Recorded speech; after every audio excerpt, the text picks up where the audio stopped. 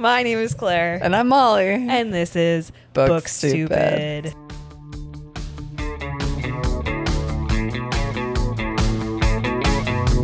That's still tingling up your... Yeah, it's still radiating heat through my body.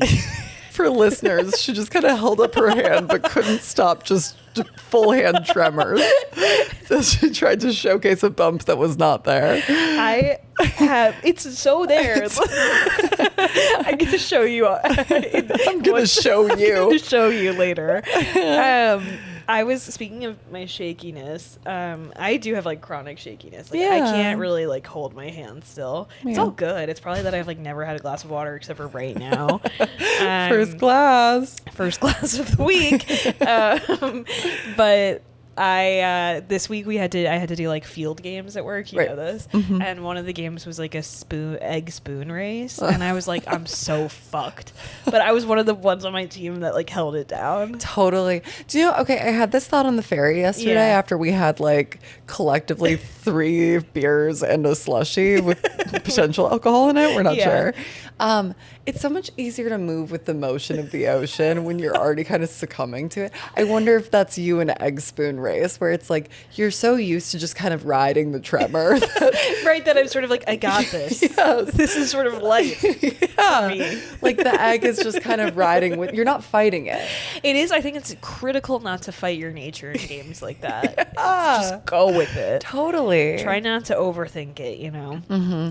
Would you call your field day contribution successful? Overall, I had one really nasty fall that was sort of really embarrassing during Nerf gun diving time. For a ball. Or... I was like trying to shoot someone and then I tripped, and then my friend literally like smiled and shot me in the from arm. Above. Yeah, so that was tough.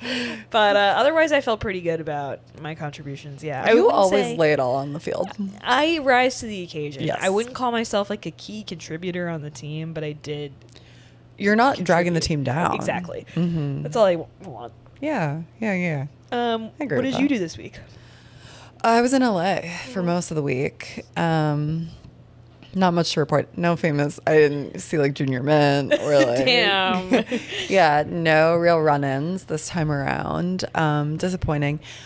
I would say like the highlights were. I'm like really, a secret talent of mine has emerged. I'm really good at filling a basket with exactly $100 worth of goods at Erewhon. That's so important. It's like a coincidence that that's a typical corporate per diem. But yeah, like I'm really good at it. And so do you do mental math, or is it no. all... Oh, I'm not even looking at You're prices. going with your tremor. Yes, I'm not fighting my nature in Erewhon. Yeah. Okay. And I'm really good at kind of like harvesting a beautiful cornucopia that costs exactly $100. I'm not even kidding. I'm always within $3. We need to get you on Prices Right immediately. But exclusively like premium grocery bullshit. Prices Right, but all the prices are like East Coast or coastal prices. Coastal prices in Trump's for, economy. Like, clean prepared foods. Yeah. For different kinds of salads. Like I'm so good at it, man. And then the other thing because like what I actually quite like the short sprints I work on Pacific time. Yeah. Because I love being a morning person, but it's not my nature. Yeah. So I'm shooting out of bed at 5 a.m. And I'm late for work. You're early, baby. I'm early. So I like go for nice long walks and work out every morning. I'm on the West Coast. So I went to a heated Pilates class in Beverly Hills. Christ. Okay. At 7 a.m. one day.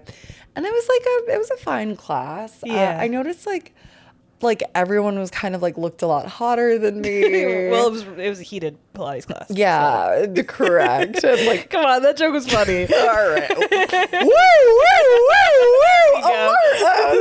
There we go. Good joke. It was heated. Yeah. We all kissed at the end. But okay, no, like all the girls were wearing like really hot little sets. Okay, yeah. That like were skimpy and like, but I'm like, also you have huge melon breasts. all of fake them melon just breasts. sit exactly where they are. They don't need to be wearing a sports bra. No, you're kind of like wearing a little triangle bikini right over your melons and then doing Pilates. That's crazy. But it was awesome. I like kind of loved being part of their girl gang for an hour. And then the class ended and like we were given instructions for how to discard our like sundry items because like you have so much shit. You got your ankle weights, a ball, a ring, a block. 4 other this loose is like weights. a daycare. No, that was a good joke. Damn, I thought the other one was better. Oh no, that one got I'm still learning every day. So funny. So they're like, yeah, go discard your shit. And so we did, but there were like no instructions for like dealing with your mat. Okay. Like, and you know how some exercise places, they come in, the studio will come in and wipe everything down. Some do it yourself. Right, right. But there were no instructions, whatever. So I discarded all my toys, my blocks, my ring, whatever. And then I'm like, okay, are we out of here? But there's like a short kind of queue forming behind my mat. I'm like, are you guys gonna beat me up? They're like, you're our new leader. I'm like, okay, maybe I have to wipe down my mat, but I can't find any wipes. And then it becomes clear they're waiting for me to get out of their fucking way so that they can take a selfie in the mirror behind me. What? Yeah, because it had the like studio branding. Like I had the best mirror on my other and you side. didn't even take a selfie? No, and they were like, you need to leave. If you're in this selfie, you'll make our melons look stupid. You'll disappear if you're in the selfie. You'll be like a shadow that indicates a haunting. Literally. Wow. Yeah. That is the kind of shit. I don't see that in New York. I don't see. Then that's correct. I mean, like, I think we also don't live in the neighborhood for that behavior super a ton. Say what neighborhood it is. The Legionnaires district. No, I would say the West Village. Yeah, like where I that don't behavior, right. Or Tribeca. Tribeca, like kind of concentrates Soho, there. maybe where like influencers live and would maybe do The that. New York Times called it Upper East Side becoming the next West Village. When? Like when is the change?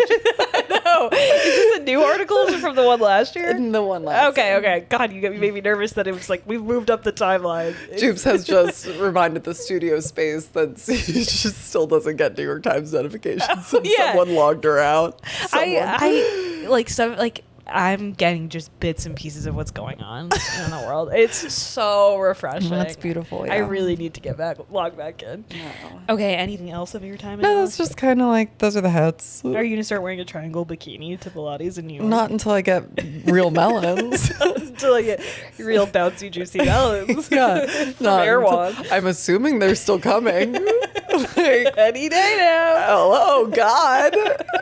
Where are my melons? He'll send you a triangle bikini when you're ready. The funniest thing though is that like wait, what? That's weird. He? I think you said Keith. I was like, no. Who's Keith? Fuck. It's just so funny you think of God as a man. That's interesting. Sorry. He, she, they will send you a triangle bikini when you're ready. Yeah. Although melons are. It's such a farce if you have real true melons. A triangle bikini is like the worst possible thing to wear. Yeah. Well, are you calling kind of like man-made melons not true? I did say that. I didn't mean it. Well, you didn't really earn them. Didn't earn them. You didn't. Wow. All right. I get that. You when you get man-made big old melons, you're saying I know what this is and I want it. You don't. You're saying I'm an atheist. I don't believe God will ever deliver the melons. That's what you're saying. Yeah, that's what I'm saying. Yeah, no, totally. You're laughing in the face of God. Who one day still might send you a triangle bikini paired with a big old pear. If you were getting a natural big old pear, he would send you like a scoop neck. They would send you like a sports bra top because that is the preferred. Yeah, in my opinion. Totally. What have you been up to this week? Oh, well, I only have really one thing I wanted to talk to you about this week, and then we can be done. Okay. No, one thing it's not in my life, but in like culture that I wanted to talk to you about. So there's like two pieces of media that I'd like to just sort of bring together in conversation with each other. Beautiful. Yeah. She's a complet major, people. Lest we forget, I do be comparing. Uh-huh. So the first is that I think like Matthew Rhys and Kerry Russell are on their like Emmy press. Yeah, because both nominated him twice. Yes, thank you for reminding us. She's never won. He's won many times for the Americans. Right. Which is crazy. Which is crazy. She deserved it for the Americans. Agreed. But they've been like on this big press tour because they've got such a great storyline and, you know, whatever. And they're hot. And they're so fucking hot. Unbelievably so. So I want to talk about an interview that Matthew Rhys did with the New York Times, and then I want to talk about Phoebe Bridgers' new album. And I want to just start by saying this is all built on the work of a TikToker, Josh Laura, who's Tell the Bees. You know Josh Laura. We talk about Tell the Bees a lot. I know, but I really want to I love that guy. This take would be nothing without his American cheating framework on TikTok, which is his theory that like celebrities in American culture often like cheat either emotionally or physically and then get into relationships with the people they cheated on to actually legitimize the cheating and sort of like, what's the word I'm looking for? Like make it seem absolve themselves of the guilt and the shame. And American culture allows it. Like, so long as you stay with the partner you cheated with, you can be forgiven. Right. Yeah. And so I was just thinking, like, there's in the new Phoebe Bridgers album and in the interview, there were two like lines in each that I just thought were interesting about how they're both treating their own cheating scandals, I guess. So I'll start with Phoebe Bridgers. First of all, I haven't like given the album a full enough treatment yet. Nor have I. But I am really enjoying it. Okay. And so she, as you probably know, was with Paul Mescal for like 2 years, I think, and they were rumored to be engaged, and then it was rumored that she like basically broke up with him to be with Bo Burnham. Yes. But it was like the timelines were messy, whatever. And then of course Paul Mescal is now with Gracie Abrams. Yes. That happened above the board. They're sort of like collateral damage in all of this, in my opinion. And then Kerry Russell and Matthew Rhys met on the set of Americans. She was still with someone. I don't know if he was, but like the father of her children. The father of her children. Yeah. And they broke up really quickly, and then like a month later they were dating. In her album, I think she's trying to like, there's one song that maybe you've heard a little bit about, Bobby. It's supposed to be this like love song to Bo Burnham about like, and the song before it is actually really good. It's like Governor's Waltz, and it's about sort of like the unraveling of her relationship with Paul Mescal. And then it follows with, or I think there's one other song, and then Bobby, and Bobby is like this like, so, and Phoebe Bridgers is not known for, you know, happy love songs. No. And she, I think, has said of this song, she was like, I wanted to write a song about like hooking up with someone and knowing that it's going to just like change your life or whatever. And I just find that framing really interesting. Kind of self-mythologizing. Totally self-mythologizing. And there is one line specifically that I want to talk about. So she has that song like I Know the End, and it's this like very like sad, depressing song about like, you know, life. And that's Bobby kind of like, you know, references that song a little bit, and one of the lines she has is like, this could be the end of wanting. And I don't know, I don't find that very romantic. No, me neither. This could be the end of wanting. To be with you will be settling so wholly. Maybe. Right, maybe. That I'll never yearn again, including for you. Right. And then I want to put that against what Matthew Rhys said about Kerry Russell in a recent interview. Sorry, did you have any other reactions to that you want to? What came up for me was your favorite song, Cowboy Like Me. Okay. Because, like, that's a song about wanters, about yearners. True yearners. But the conclusion when the boots are below her bed, so to speak, isn't that we changed our natures. We carried the egg with our tremors still. We linked arms and carried the egg on the spoon while shaking. While shaking and shaking. They remain cowboys. They remain yearners. They remain who they are. It's not that the yearning stops. It's that. Yes. Now give us the alternate perspective. So then the alternate perspective is like Matthew Rhys in this interview was asked like, what was it like falling in love with your co-star? And he doesn't talk about like the cheating of it all, but he was like, it was hard. And then he was like, and I tried to fight it, but at a certain point I just said, it's ordained. Oh, that's so hot. That's so romantic. That's so hot. It's ordained. And like, I think that is such a, it's obviously neither of them are being truthful about what happened. Like really, I mean, but Matthew Rhys just feels more honest. I think he's being emotionally truthful. Yeah. Yeah. It feels like, I love the idea of I couldn't help it. Yes. Rather than like, hey, this might be it. Right. And isn't that so good for me that I did this? Because like it could be I like that take. An actual evolution of my character. So aren't I so good for that? And wasn't it worth it? Yeah. All of it. I don't care if you're so good for it. What I care is that you did what you had to do because your soul and your heart wanted it so much. Oh, completely.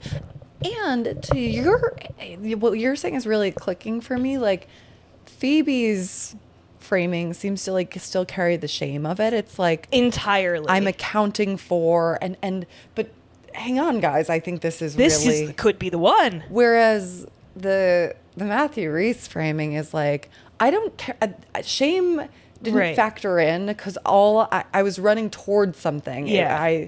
Or like I was running from it a little bit, but I knew I couldn't.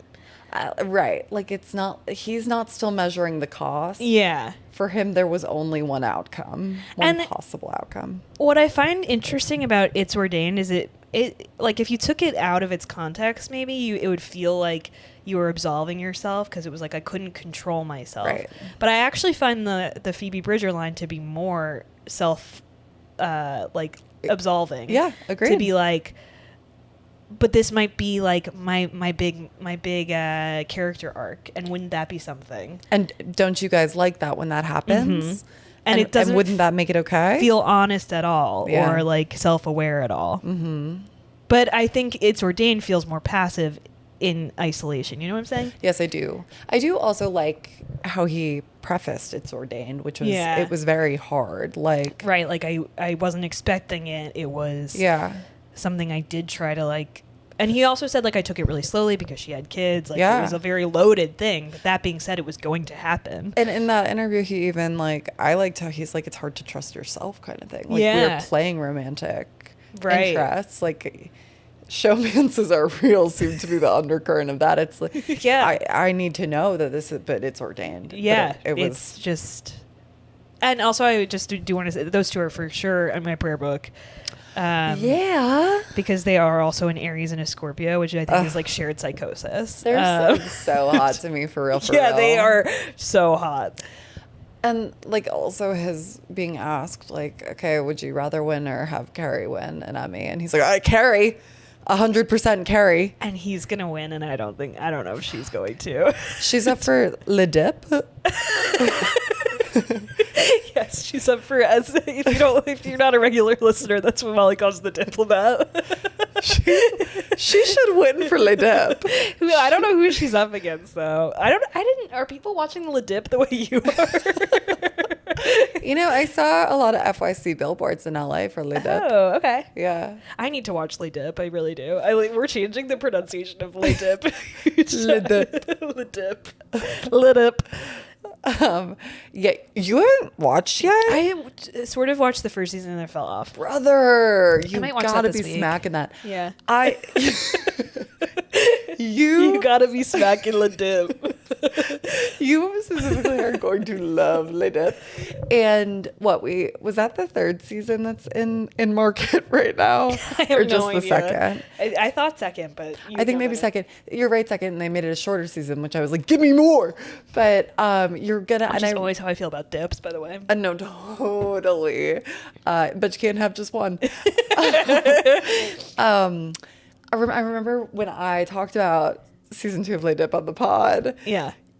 Specifically Allison Janney's husband, the character, the first husband of the United States of America, you are going to love. Okay, all right. He's so funny. Well, I have a lot of time on my hands for media this week, so I might dive into the dip. I might take a dip in the dip. I'd really encourage it. Okay. It's ordained. It's ordained that I take a dip in the dip. That is seriously such a hot way to...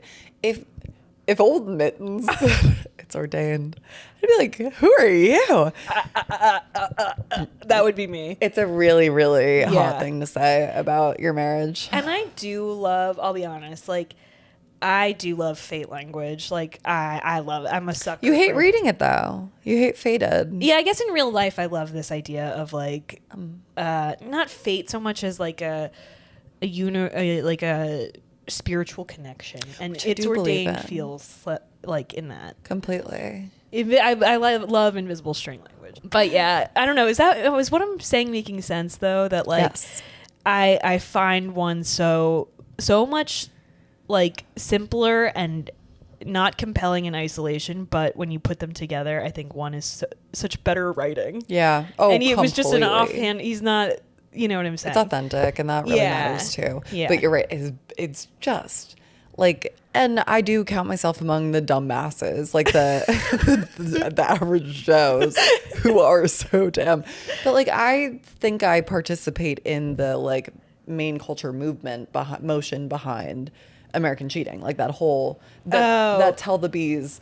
Yes, like idea. It is, yeah. It's a true true notion in American culture and society, and I think I participated in it for the most part. Like I'm like, well, yeah, but they ended up together, and like I love love. Isn't that romantic? Yeah, Julia Roberts, love her and her guy. Yeah, she was a little terrorist getting him,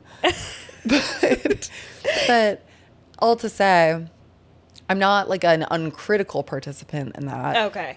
Right, Phoebe's you're not like... Phoebe's not won me to it, but Matthew Rhys, now there I'm like, yes! Well, then I was also sort of trying to step back and say to myself, Claire, is this an internalized misogyny? Where, like... where, like, this man is so hot and charming that I was like, oh, so important to ask. I think, listen, you are... more than anything a misandrist. That's so true. Thank you for reminding me. Yeah. And you're a longtime fan of Phoebe's writing. Yeah. So you're also, I think, an apt reviewer to say this was writing that did not move me as much as another example of the same sentiment. And to be clear, like this, I thought, and maybe I just like sad music more, but like Governor's Waltz I thought was a really great, like well-written look at the dissolution of a relationship. So I can't wait to listen to that. I don't think there's bad writing. I wanted to take that. It's ordained. It's ordained. It's ordained hits me in the gut like, you'll get over it. It'll pass. Fuck. It's such good writing that you couldn't really remember it. Yeah, but you know it smacks your cheeks hard. It smacks your cheeks hard. Much like Lay Dip. You've got to be smacking Lay Dip. I'm going to get on it. You got to be. But I want to say, just to round all of this out, here's who's on my prayer list from this group From this group I've just... Matthew and Carrie, they are on my prayer list. I don't care what you did. Well, welcome to my prayer list. Completely. Phoebe and Beau, you are not on my prayer list. I don't wish you bad things, but I'm not rooting for you. Yeah. I think that's Gracie and Paul, I'm also not really rooting for you. Nope, can't say I am. But that, I also mean ill will. I just sort of like, Gracie doesn't really do it for me. Yeah. Paul, I think is great, but I also think he's like a love addict. Yeah, he's probably a lot. He's what? A lot to be in relationship with. I think so. That's what you're kind of getting from the Phoebe. A lot of the Phoebe lyrics is it was a lot of pressure to be in that relationship. Yeah. Which could have been him, could have been the way culture kind of treated them, but yeah, I back every one of your endorsements or non-endorsements. Yeah, my partner. I always have to wipe my hand before I shake yours because it's sweaty and gross. Still sweaty. Still gross. Still gross. Yep, warm. That's my promise. Really warm paw. Crazy because it's so cold in here. I'm so sweaty all the time. Awesome. Well, tell me what you've been reading, watching, listening to. I really just have one thing I'd like to talk about today, if that's all right with you. Okay, I read The Shampoo Effect by Jenny Jackson. Okay, I've been seeing Jenny. Jenny Jackson. Jenny Jackson. Yeah. And we have previously talked about Pineapple Street. I think we've like alluded to it. I don't think we did like a Pineapple Street. I rent a place on Pineapple Street. Is that a song? No, that was Cornelia Street. Oh. That was a cover. I'm sorry, it just didn't sound at all like Cornelia Street. It sounded like a nursery rhyme someone said to you a while ago. The chestnut man. No, wait, what's the other Dutch thing the children do? 1, 2, 3. I'm gonna hit you with a shoe. 1, 2, hit you with a shoe. Yeah. Okay, so I don't know if we spoke about it at length, but her only other book is Pineapple Street, which was a book club pick. Yes. And I don't know. Pineapple Street kind of reached me because it's like it was a close study on Brooklyn Heights and the old money and inner workings between those families and that have always lived in these kind of like mansions. Yeah. Yeah, I liked it too. It like the book itself was like not super plot driven. It was like largely character driven. Yeah. And so you're just kind of like vibing with these people, and it's interesting for their upper echelon kind of champagne. Yeah, you're problems. kind of like a fly on the wall. Mm-hmm. Yeah. Yes. Which I sometimes like to be. And I'd say this book is very much in the same formula, but now we're lifted and shifted from New York to the fictional Greenhead, Massachusetts. Okay. So Jenny Jackson too, Pineapple Street was her debut novel, but she is publishing literati. She is high up at a big publisher. Okay. And this was her first turn as a writer, but certainly not her first at bat in the game, you know? And thank you for putting it in words I know. Totally. And she lives in Brooklyn Heights, so she was kind of doing like right. It felt very like I don't mean this in a critical way, like resentful towards the place. And what's super interesting is like, so the Brooklyn Heights story, super like observed. Like she's like kind of doing a little bit of like an incisive tear down of her neighborhood that she was a transplant into. Right. But she grew up in Ipswich, Massachusetts. Okay. And so now this novel, in the fictional Greenhead, it's a very thinly veiled Ipswich, right? Okay. So what's super interesting, this protagonist, like it does shift perspectives. It's like always third person, but it'll do a focus on different of the cast of characters depending on the chapter. So a bit like my last thriller I read. Yeah. Yeah. Okay. A bit like. And the name, I know it. The girls are gone. That night. Oops. Oops in the dark in the woods. In the night. Find the body. It was a boy. It was actually a girl, but yeah. Okay. Okay, but the first character we kind of enter the novel with is Caroline. Okay. And she's the only outsider to a group of friends that grew up in Greenhead and all now are building their own families in Greenhead. They're all in their early 30s. And she's just like moved into this area? She is from New York. She's from like literature royalty. She's Nepo. Her mom's a very famous kind of commercial author. I think of her as like a James Patterson kind of analog. And she is so desperate to establish her own name and make it on her own, whatever. Yeah. Kind of always fighting her inherited privilege. Okay. And she gets a fellowship that sends her to a cottage in Greenhead. Okay. So it's like at first quite lonely. She meets this guy, and this guy is part of this very tight-knit, kind of incestuous friend group that's all still like closed rank to the world and living out a lot of the same patterns of high school, drinking every weekend. Like, how old are these people? In their 30s. They like are mostly parents. Like, oh my God, weird. Yeah. Me, 31, binge drinking every weekend. That's so weird. That's so weird, dude. So it's interesting because I do think Jenny Jackson is kind of writing Jenny Jackson. Really, I didn't want to stop you because you were in a flow state, but you really like you put the show. Jenny Jackson is kind of writing herself in this Caroline character. Okay. even though she grew up in Ipswich, and I think she's like referencing her own kind of like upbringing and culture around her. But it's so like Caroline starts like she ultimately writes a New Yorker article about this friend group. It's like manipulated, the names are changed, but it's very identifiable, and it blows up their lives because like all of them are still kind of behaving badly, and have secrets from one another, and Caroline's very desperate for her big break, and she in the like also the clouded kind of like vengeful immediate wake of getting broken up with the guy in this group, she writes kind of like an explosive tell-all about their inner workings, including like outing one of the members of the group. Oh, that's fucked up. Totally. She then kind of like has the option, like the article is option for a book, is option for a film, and like this is going to be her launching pad.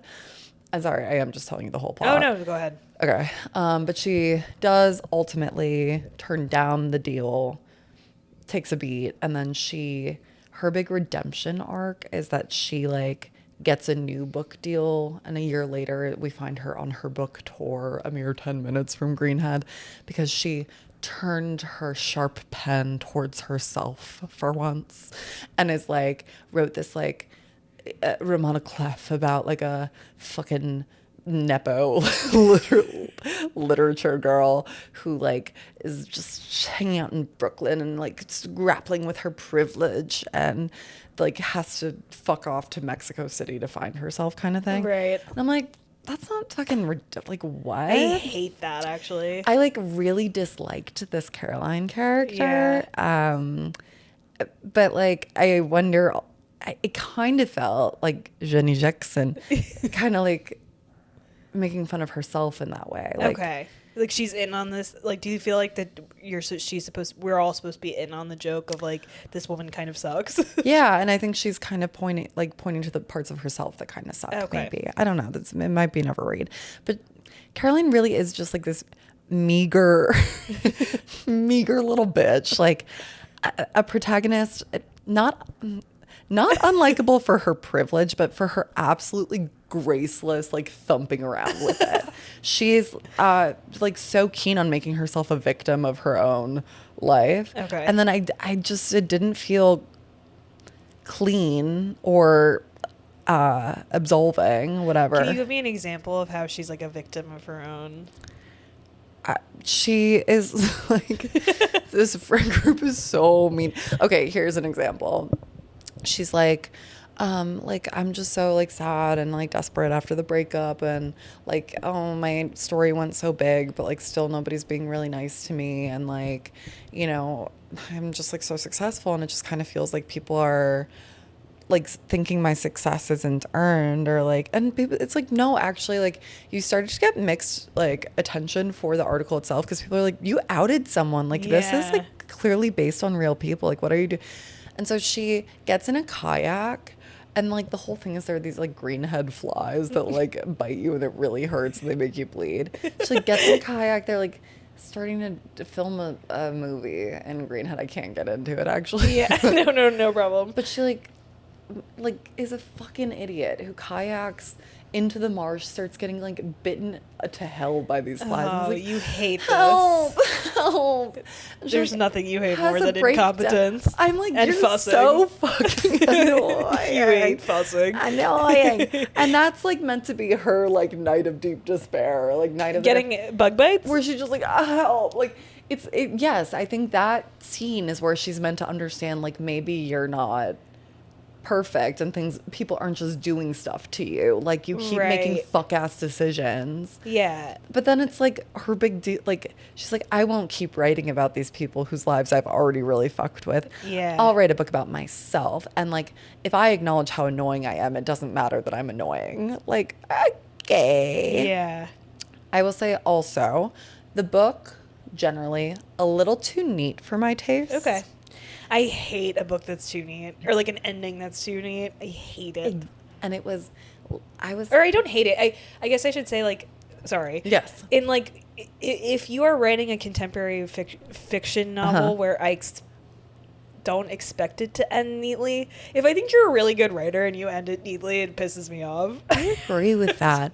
And then it got me thinking, like, obviously now that I'm kind of like expanding my definition of romance, I'm thinking like through what I want my project to actually look like, the book I'm writing. Like, is that an expectation of commercial fiction that like it is still neat? It is still, you do X, you get Y, and everyone goes home happy? I don't know. I guess it depends on the kind of author you are. Yeah. Like, I do think of Jenny Jackson as being like on this line between like author, like contemporary author, and like mass market author, if that makes not mass market. That's not the right word. Like airport author, like commercial fiction. Yeah, like, I guess that is the, which isn't like a diss. No, that's what everybody wants this job on. Like, yeah, people want to make money from their writing. Like, yeah, of course. Yeah, I do think she is a kind of author for, and I don't mean this in like a sexist, well, maybe it is sexist, but like, or I don't mean this in a bad way, like for women who want things to end and they can be like, yay. It had already, throughout the book, it had been smacking of like too neat. I was like, no, don't you. Ned didn't reach out to Bailey. Like, are you kidding me? I don't know any of the context, but totally, I agree. So I'd already like had a nasty creeping feeling crawling up my spine. And then the entire book ends. There's like an epilogue where we see Caroline on her book tour. She's still torn up, but she's looking for Van, the boyfriend who was in the friend group in the crowd. Because like no matter what, she loved him and he loved her. Right. And it's been hard. And like at their first point of connection, he leaves a jelly donut in a bag on her car.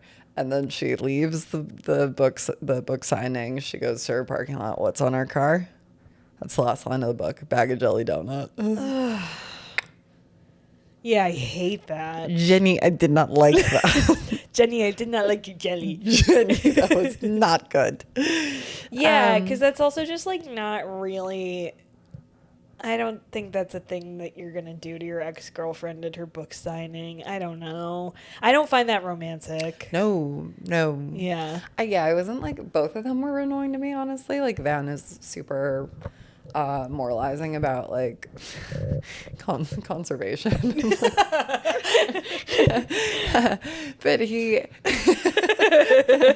which that's a great way to be. It's a great cause. It's just like, shut up. He's just super tedious. Yeah. And I was like, you do deserve each other. Okay, there are two kind of like writing things I want to talk about related to this book though. Okay. I want your take on. Yeah, hit me. So I told you that Greenhead's fictionalized, but she, even in her acknowledgments, Jenny makes it really clear, like, this is Ipswich. Yeah. It's so fascinating. So, like, the fellowship that Caroline, the protagonist, gets is, like, from the estate of Preston Palmer. And I was like, that's not a real guy. But, like, he keeps getting referenced in the book as great American novelist Preston Palmer. Obviously so famous, so whatever. And I'm like, okay. So it's just so interesting because then you do have, like, real cities and real people referenced. Gloucester, right, etc. And yet, like, there's some opaque calculus being made where you fictionalize these certain aspects. So Ipswich is Greenhead, and Palmer Preston, as it turns out, I didn't know this until I read the acknowledgments. John Updike grew up in Ipswich. So like, and it's again super just referential. Yeah. It's just like a straight up because. Part of the kind of like echo that's emanating throughout this novel is Palmer Preston of the book wrote an explosive kind of expose type novel of his friend group. Okay. And it kind of detonated throughout their community. It created a bunch of divorces. And, you know, that was kind of part of his legacy that continued to hurt the community. Yeah. But like, Caroline was kind of like, do I take up the mantle of that legacy? Like, is it fine because he did it and look, he's one of the greatest American novelists ever? Like, or should I be choosing something different because I can see the real human cost of that kind of writing? Should I take a different turn here? Apparently, John Updike published couples a very, very similar kind of novel. It blew up Ipswich. Like, it was like about all of his friends in the 60s who were having extramarital affairs and doing drugs and like whatever. Yeah. Which is interesting. So like the two things I want to pose to you are, one, like, what I don't get, do you get the line for like what gets fictionalized and what gets directly referenced as like real person or place? And two, did you know anything about John Updike? Okay, so one of these is easier than the other. The answer to your second question is I don't know anything about John Updike. Awesome. And then for your first question, I feel like this is, so I guess, are you asking like why do you think she did that, or like what is the purpose of like creating a fictional town? I guess it's just so funny, and this actually like threads with like the last thing I want to say about this book, which is like it's funny because Caroline, the writer in the book, she has to deal with her writing style, her skill lying in fictionalized observations of real people, real events, real places. It seems like that is also Jenny's. Right. This actually feels very meta in a way that's sort of like completely making me respect her. Yes. But so then I guess like if that is your first, I think it's kind of cool that she gets into that, like from a like that craft concept perspective. Yeah, like it made me think a lot about it. We've talked about it. Like Catherine Walsh was very clear. Nope, I don't reference any real life. But like I don't think that's certainly not all writers. Like, I think a lot of people reference their real life stuff. But then I'm like, okay, you're a very referential writer. Like, is that just what keeps you out of the like historical fiction camp? Like, I guess like what, like, you're like, writing about Ipswich and you're writing about John Updike. Why not just do it? Well, I kind of feel like I actually, like, as we're fleshing this out, I kind of feel like this is her, like, it's like a meta thing where she's like, I'm taking this it's like an Easter egg almost of like, this is like a very real thing that I'm fictionalizing, and it's sort of like a metaphor for the whole universe I've created. But I may be giving Jenny Jackson too much credit. No, that's very smart. I don't know. And then I think separately there's probably like an IP concern where it's like I just don't really want to get into John Updike's like shit. But I think it is a kind of like a meta thing of like, how do we, because I feel that like as someone who's like a very like my style, because of like stand up and stuff, like the way I write is very observational and very like behavioral, and I think like that makes sense that she would want like to I think it almost like absolves you as a writer a little bit if you're just like, but it's fiction. Does that make sense? Yes. So maybe that's why she wanted to do it, because it was just like, this is what I do, this is my thing, and I'm gonna do it in this very specific way with this town too. Does that make sense? It does. And I do find myself in that camp. Yeah. I actually think it's kind of smart. Yeah. And it's probably like if you are a person who derives real life experiences and then interprets them through the lens of fiction, you're not going to like keep your friend's name Annie. Like, right. That's Annette. You got my ass with that one. Totally. Who's Annette? That's Annie in glasses. That's Annie in a wig. I think I agree with you. It's like but I think also it's like when you're writing fiction, it's like, it's almost like a self-preservational thing to be like, this isn't a real place. Like this universe, I did create this universe. It's not like, I don't know. Like, I think it almost, I would imagine, gives you more creative freedom to be like, I don't have to follow this rules of this place that I grew up in. I can have it influence me, but I get to build my own world too. That makes top of complete that. sense to me. Yes. I don't know. Yeah. I don't hate it, I guess is what I'm saying. In fact, I think I like it. Yeah. I like it a lot. Yeah. It was an interesting thought exercise, though. And still nothing on John Updike? Still nothing on John Updike. Okay. But I dig what he did. Now that I know about it, I think I guess I kind of want to read couples now. Yeah. The question I'm posing now is like, is what John Updike did okay? Yeah. Say if I agree. Totally. Yeah. And I kind of think that's part of, like, now that you've helped think through this with me, I think that's kind of what Jenny Jackson's saying too. Yeah, but do you feel like, it's funny she does have Caroline make the other choice, right? Though.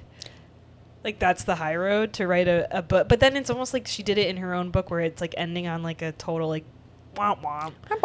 Yeah. So, like, is it the high road? She has Ned, who, again, I'm not going to unpack. She does have Ned in conversation with Caroline when she's recently been rescued from the flies in the marsh. She's like, I sold the book and the movie. Like, Yeah. do I double down in this thing that's been so hurtful to so many? And he goes, you got more in you. Like, this is not your one shot. Like, maybe you don't need to blow up your life. Yeah. And that's treated as this like really sage wisdom he confers at the time.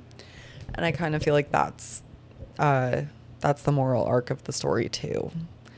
Like, we're actually kind of meant to think like bad John Updike. I don't know.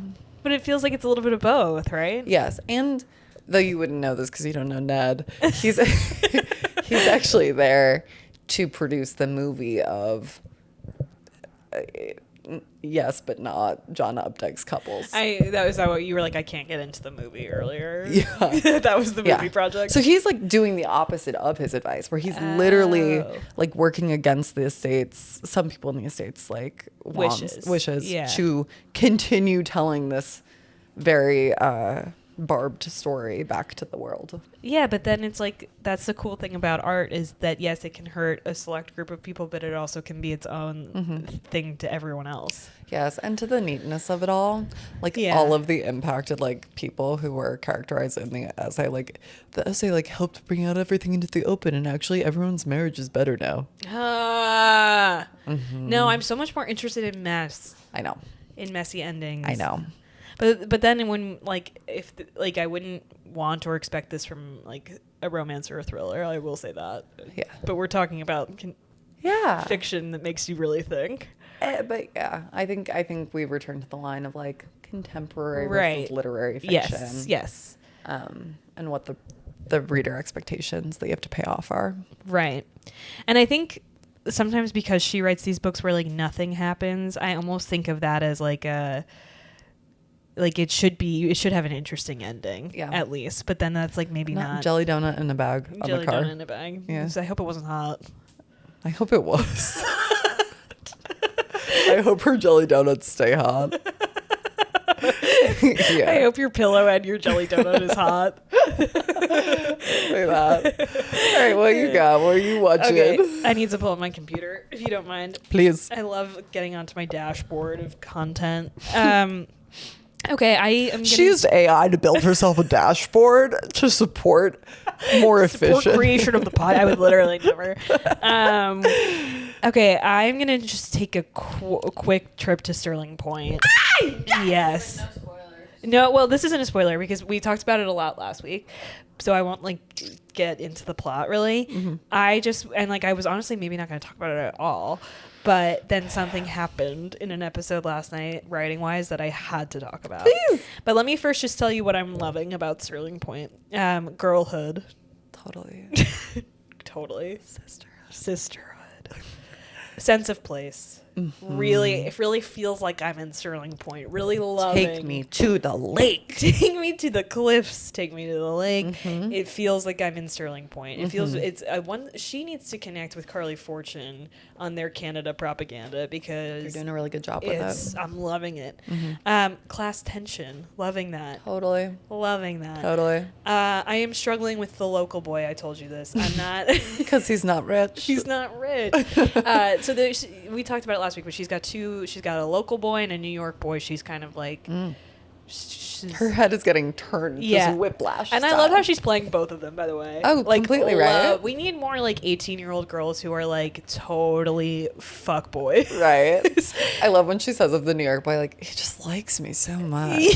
That's so like how an 18-year-old girl talks. Totally. Like even after she loses her virginity, I love that post scene with the sister. It's so like big time real. I loved it. Okay, and then so that's how I'm feeling about it. I did want to talk about one thing in episode 6 last night. So this is when Una and Ramona are in bed, and they've like now had their first kiss, and now they're just sort of exploring each other's bodies, and there's some like over the shirt boob touching happening, and then, you know, some under as well. I just want you guys to get like a full clear lay of the land, like what base we're on. It's sort of like in between 1 and 2. Kind of, but like boobs are really central to what's going on. Boobs are really important to what's going on. Yeah. And Una is sort of starting to try to get Ramona's clothes off. Yes. And Ramona's like, we need to stop, kind of. And she's like, I'm just like really self-conscious about my boobs. Like, I don't want to talk about them, whatever. And Una's like, well, I don't want to like push you or like whatever, but no matter what you're feeling, it's like not embarrassing and like you can talk to me about it. And this is what I loved. Do you know what I'm going to say? Oh my God. I thought it was genius. Ramona whispers it to her and we don't get to know what it is. Oh. She's like, I'm really insecure about them. And then Una's like, well, tell me like what it is you're insecure about. And Ramona whispers it to her and we're totally left in the dark. I love that. It was such a beautiful way to depict like intimacy. One, because like, yeah, like I all of a sudden feel like an intruder. Right. I'm like, oh my God. Sorry, I'm in your room. I'm like, oh my God. How did I get here? Could I borrow someone's boat to like get out of here? Because that's the only way to get anywhere. Sorry. Oops. Sorry. Sorry. And then separately, like even the idea of being with someone and having an insecurity and being so afraid to even say it too loudly that you whisper it to them is so beautiful. But what I really liked was not the breaking of the fourth wall, the building of a fifth wall. Build wall. Build the wall in Sterling Point. That really like. I have never seen anything like that on my screen. Now that you say it, yeah. Yeah. And then I was like, I really loved it. And I was like, I hope we never find out what it is. And we don't. At the end of the episode, Ramona takes her top off. And it's like. But we don't see her from the front. We don't see her tits and we don't know her secret. We see her from the back and it remains a beautiful exchange between the two. Yeah. And Una does just say, you're beautiful. Yeah. There's no like reference to what she was insecure about. It's just it remains between them and we are outside the fifth wall. I thought that was so good. I totally just had to talk about it. I really like that.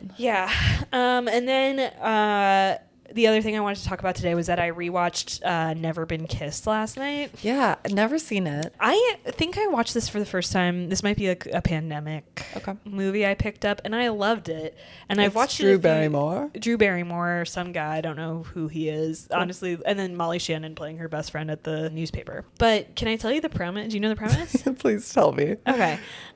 So it's takes place in Chicago, which, you know, I love a Chicago rom-com.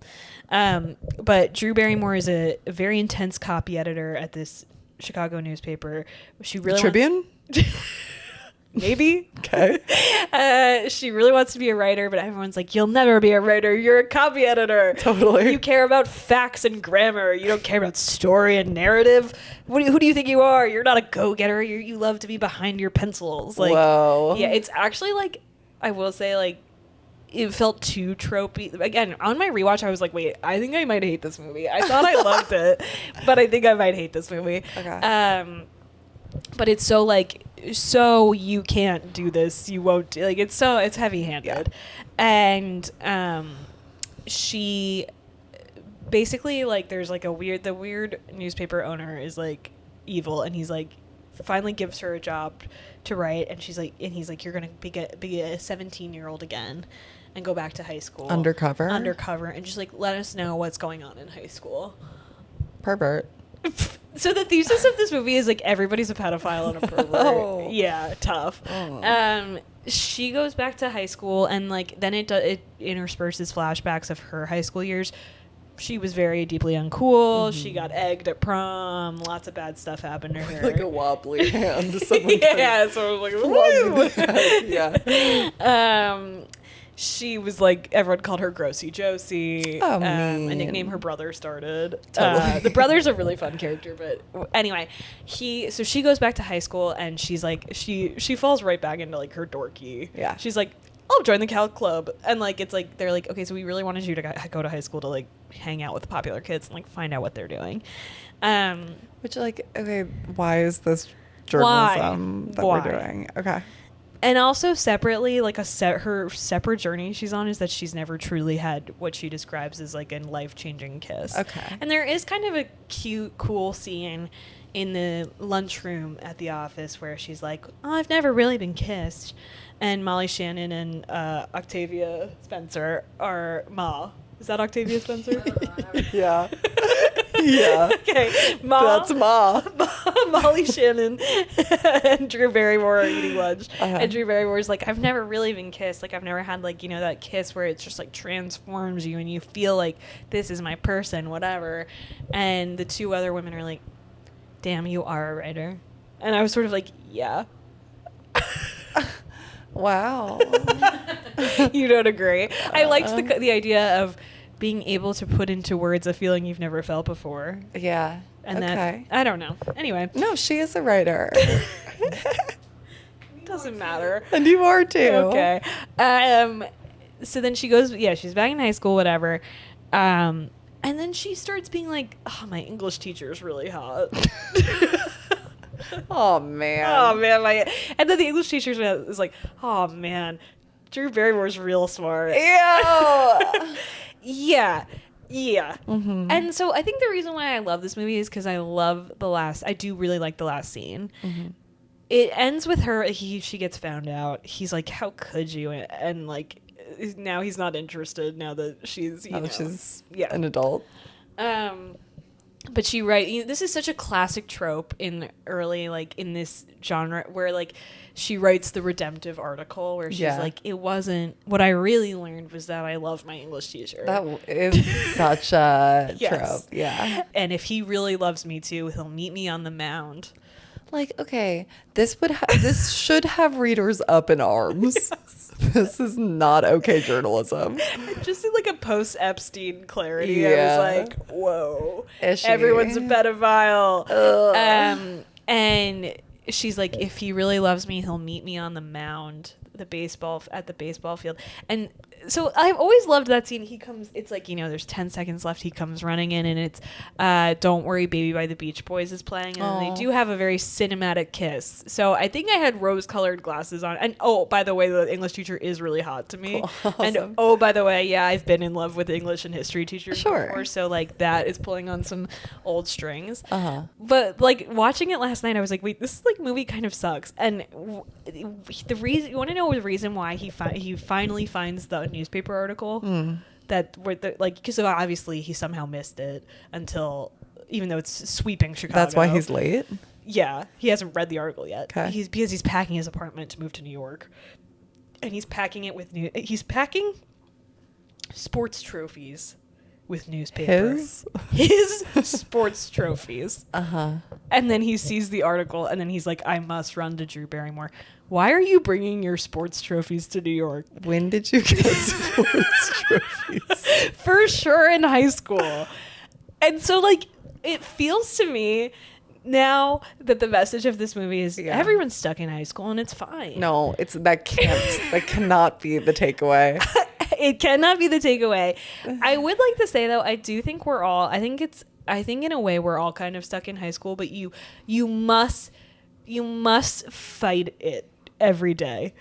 Not stuck in high school. I don't think we're stuck in high school. I don't mean stuck in high school. I guess I more mean like it's really easy to access high school traumas and triumphs, and it's important to not let that become the narrative of your life.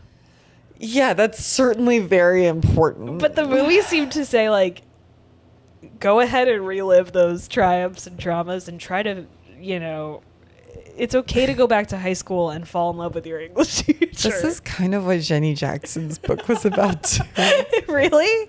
Well, they're all still in the same town from high school, living out the same dynamics from high school. Totally. But the book is ultimately about how they needed to break out of those, and Caroline's article kind of helped them do so. I mean, I think you're supposed to be like, oh, look at her. She's grown up a little bit. She's writing. She's she is kissing the high school teacher, but then I'm like, but the high school teacher is a problem. Yeah. He's wrapping up his trophies and he did want to kiss a 17-year-old. Like, completely. Is it okay? Ew. Yeah. Like, this sounds like a much worse 21 Jump Street. I haven't seen 21 Jump Street. What the fuck? I don't like anything I'm hearing, and I don't want to watch it. And I think in part I've never watched it because my only like reference for the movie was on my 16th birthday. My insane Aunt Cindy, love you, said 16 and never been kissed. I was like, okay, well, I have, but.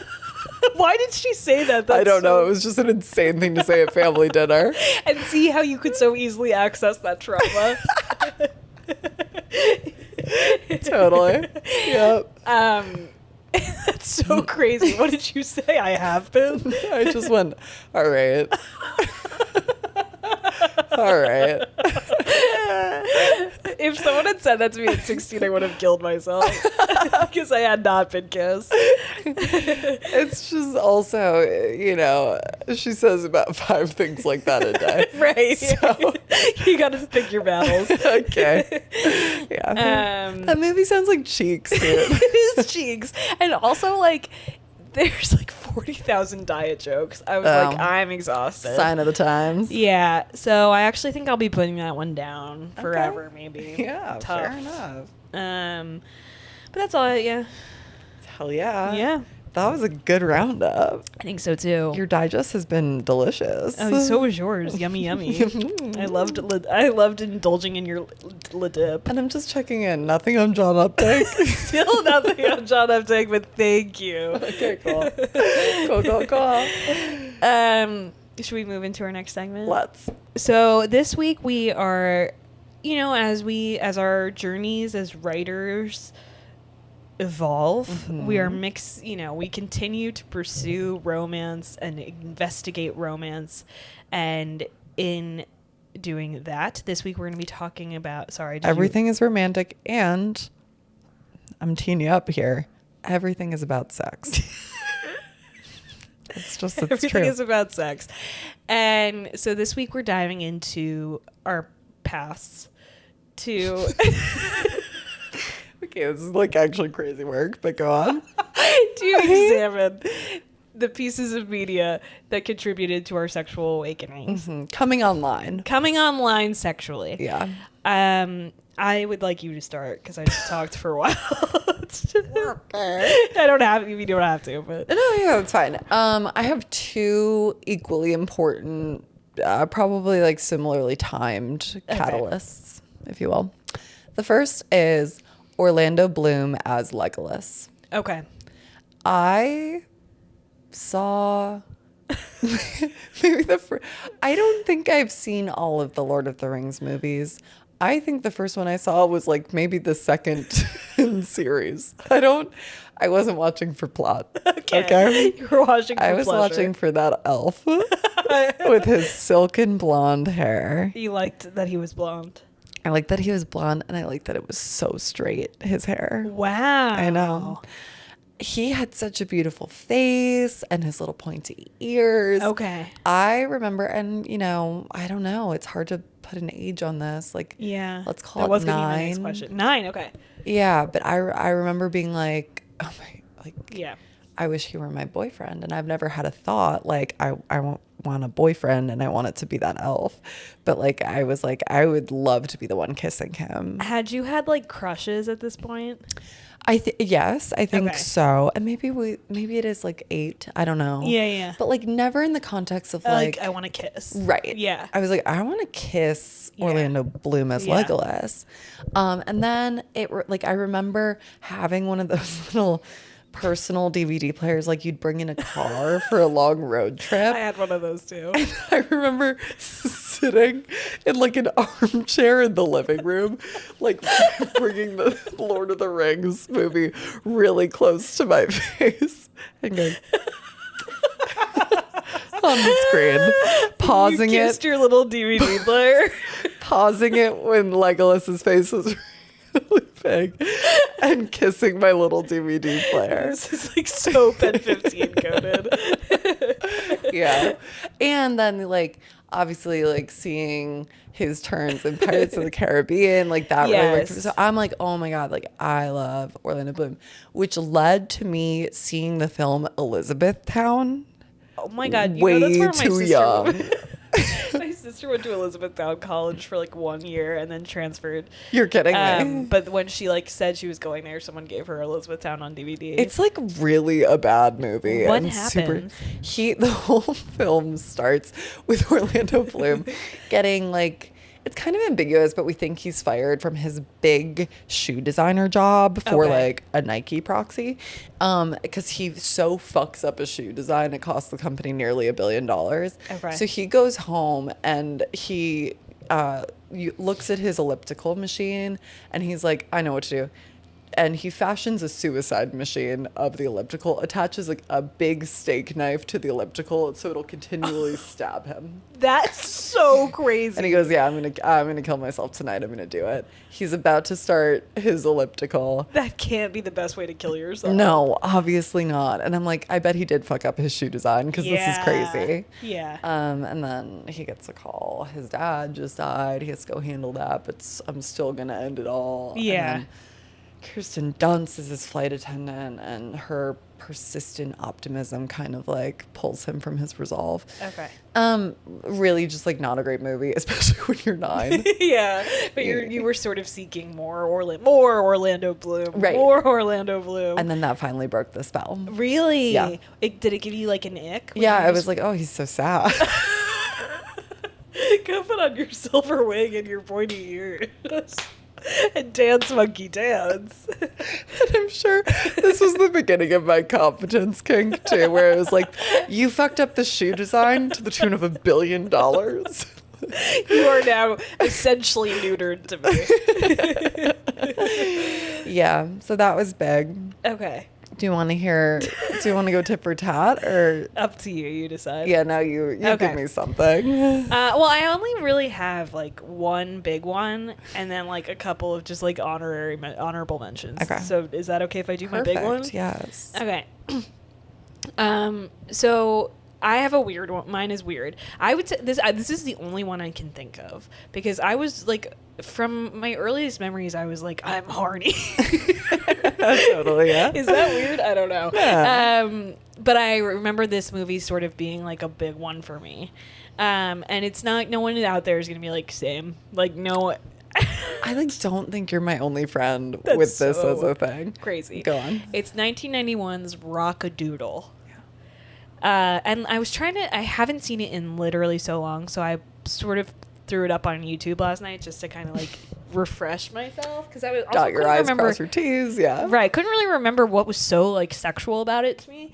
But the premise is it's like this small blonde boy.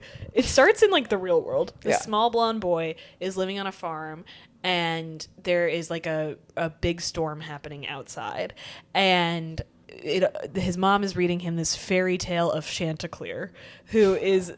Do you remember Chanticleer? It's in Pennsylvania. Oh, it's in Pennsylvania. Oh, well, here we go. Maybe to, that's why to I think saw he was so close.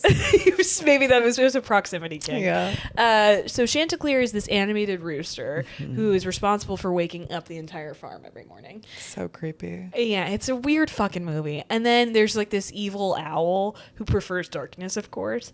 And he and his group sort of conspire to make it seem like the sun rises without Chanticleer. And we don't need Chanticleer. So then Chanticleer leaves the farm, he goes to the big city. And then he packs his trophies with newspaper and he goes packs to the his trophies big and city. he leaves. And then so separately in the real world there's this big storm happening and the small boy, Edmund is his name, is like, maybe if I could just get Chanticleer to help bring the sun back, the storm would go away. So he calls... You dolt. I was like 6. No. Or 7. The boy. Okay. God. He's like, Chanticleer, I need you to help, come. And so then Chanticleer doesn't come, but because he's in the city. But the evil owl comes and is like, I'm going to turn you into a cat. So he turns...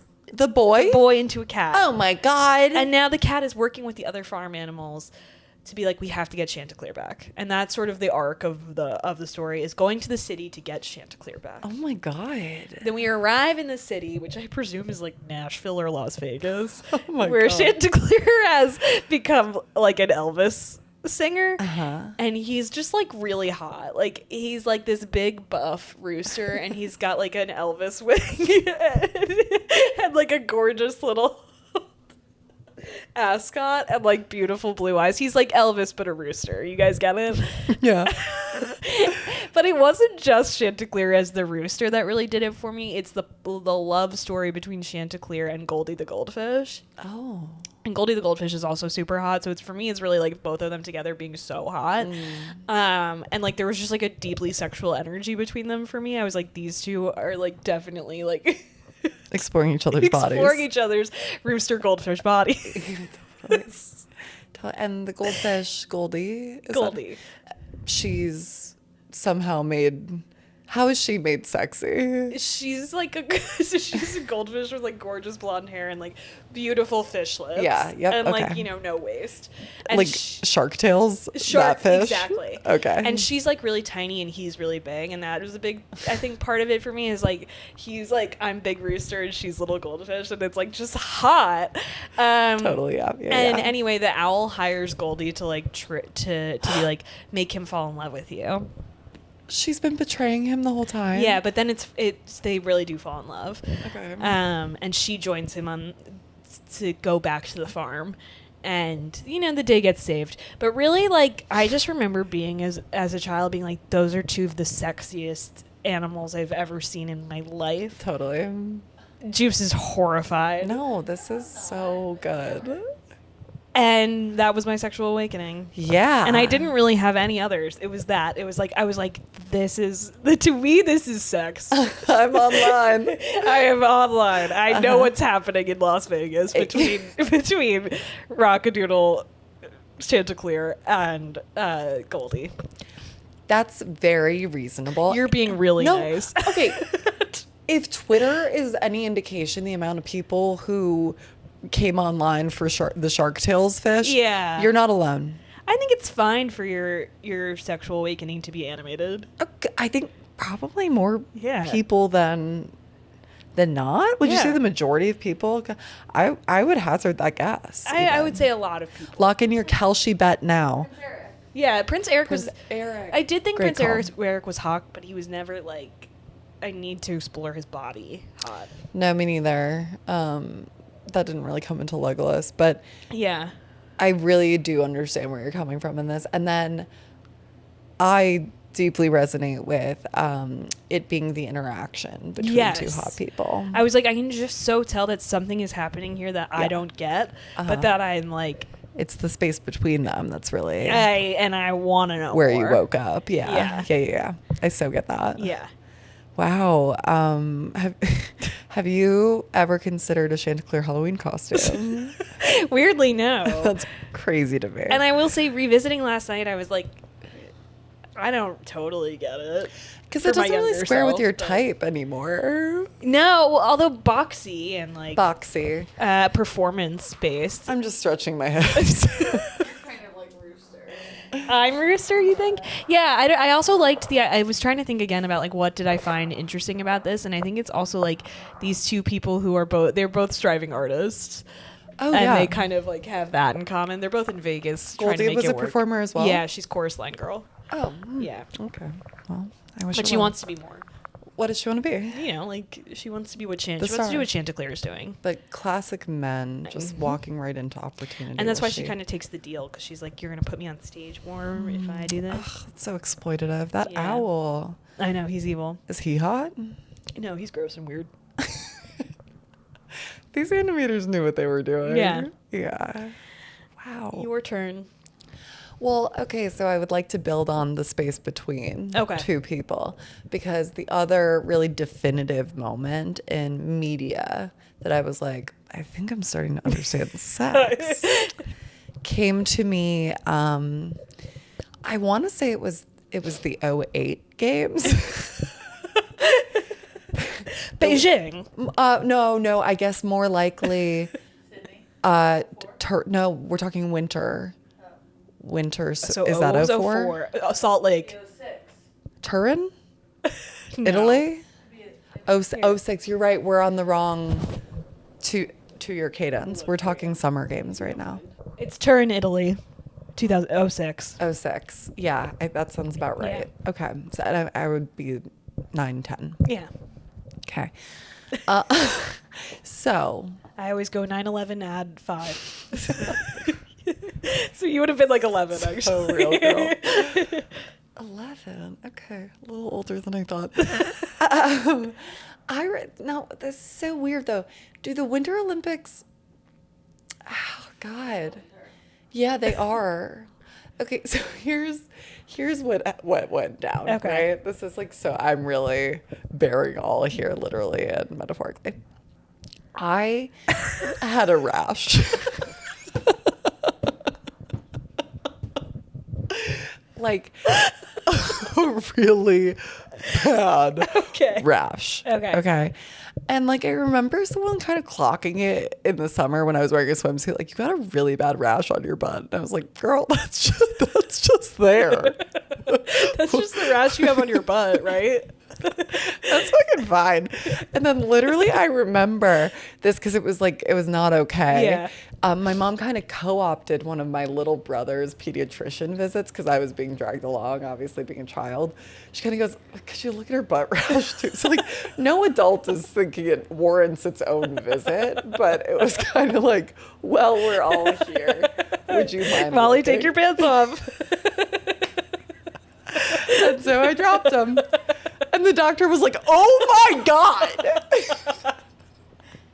I don't know what it was. I think it was one of the bad ones. Oh, Jesus. Like MRSA or staph or something insane. Because the doctor was like, no.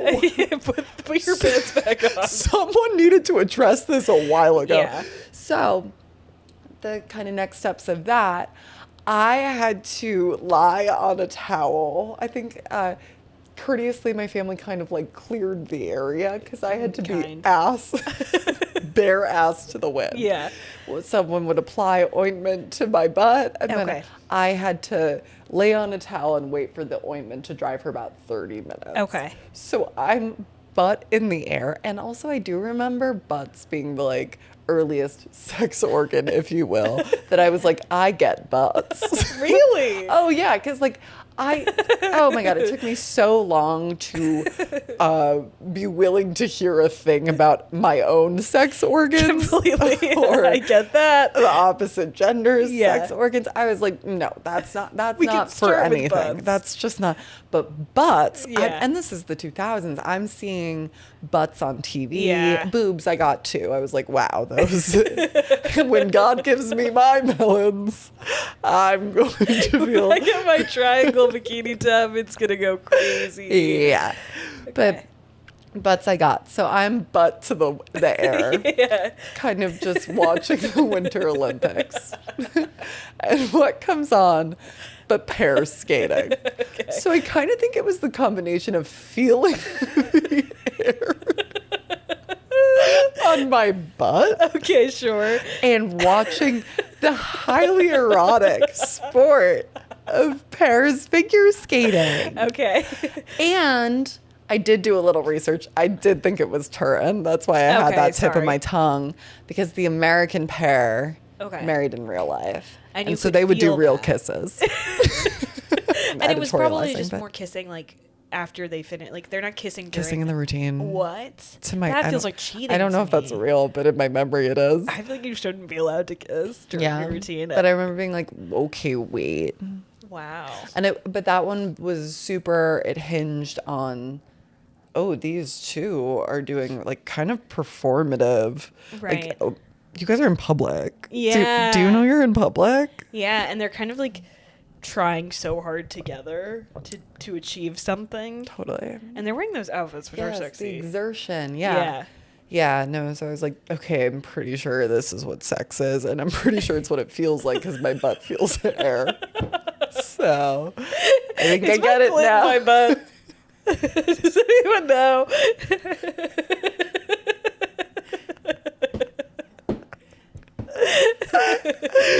Your G-spot must be your butt cheeks, right? Yeah. Oh my God, that's too good. No, yeah. So, and the rash did clear up. Thanks for asking. Yeah. Okay, good. Ultimately, that became okay. Yeah. It's good to have a rash in the winter, you know. Mm-hmm. It's better than the summer, I'll say that. Well, clearly I did have it in the summer. It wasn't addressed till the winter. Got it. Okay. Because my mom was made aware of it in a swimsuit. So I've got questions. Oh my God. So tell me of your honorable mentions. Okay, I'm gonna rip through them. It's nothing.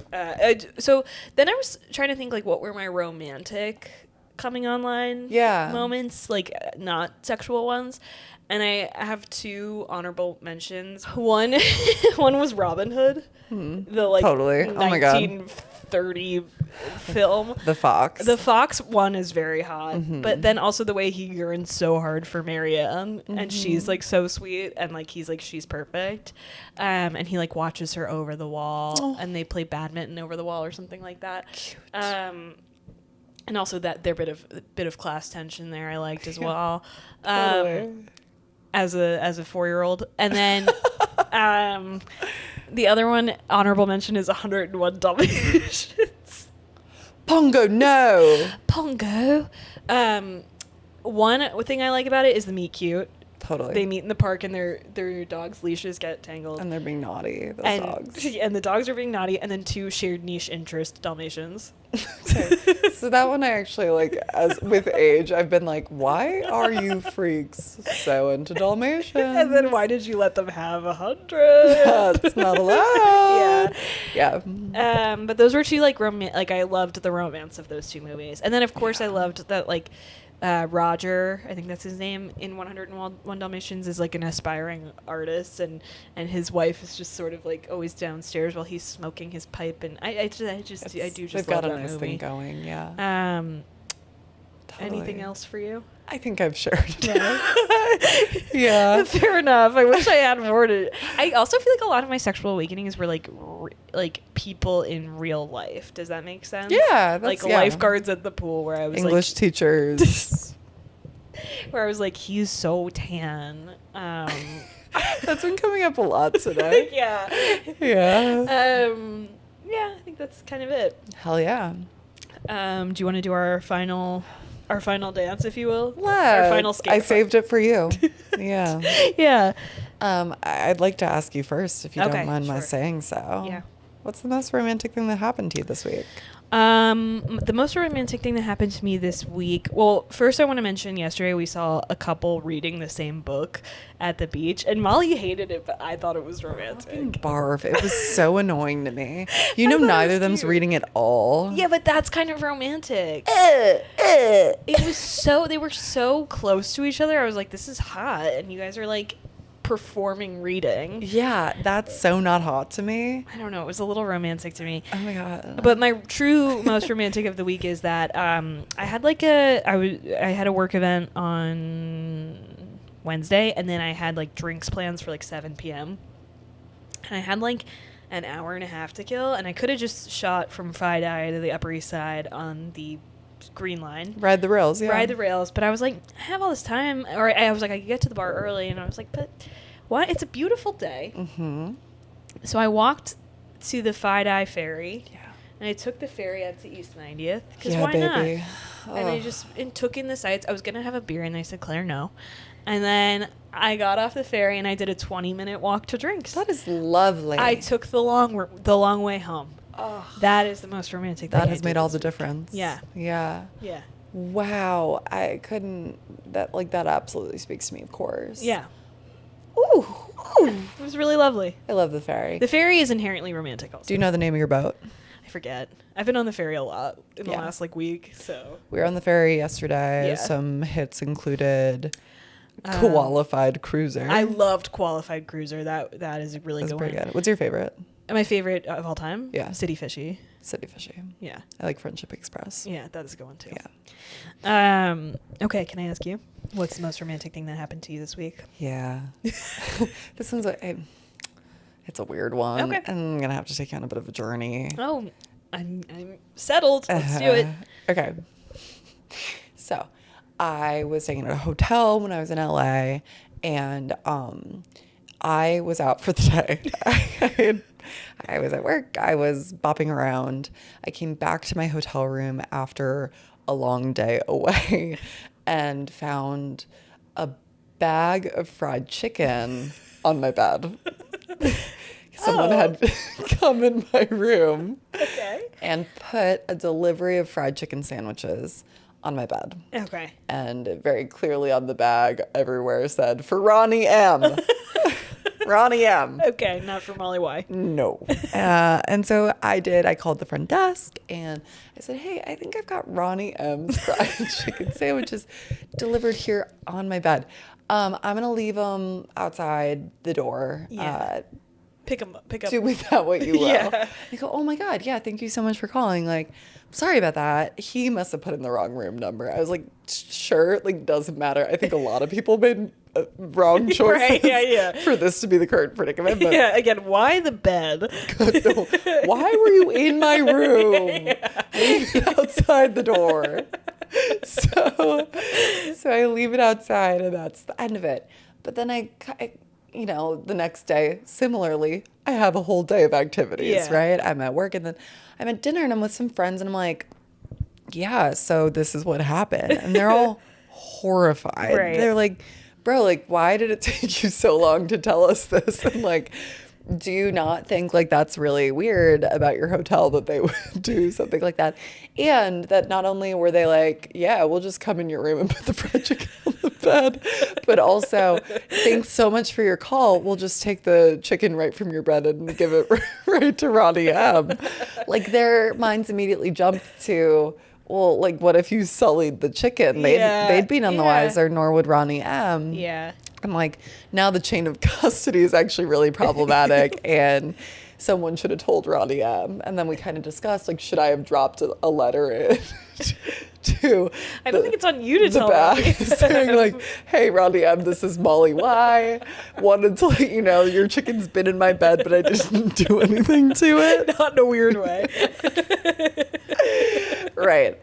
And so that was kind of like, we talked about that a lot. Okay. But here's what I actually think is romantic about this whole snafu beginning to end. It was a community working as it should, where we could really trust one another. You can come in my room. You're not being weird. Oh, no problem. This isn't my chicken. I'll give it to Ronnie without doing anything. This is spin zone. This is like you say, like, this is romantic because otherwise I'm really upset. Isn't it so romantic I didn't, like, do a crime to someone else's food? I do think it's also kind of romantic that I, an East Coast cynic, didn't even really, I was just like, sure, like a simple mistake was made. Ronnie will get his meal while it's still warm. Yeah. And then it took all my friends being like, no, like, actually here are 5 things wrong with that, for me to be like, but what if we all just believed the best in each other? It's romantic that you believed that the chicken could get back to Ronnie and it not be a problem. And so it did. Yeah, I'm sure. The belief is what facilitated the reality. Yeah.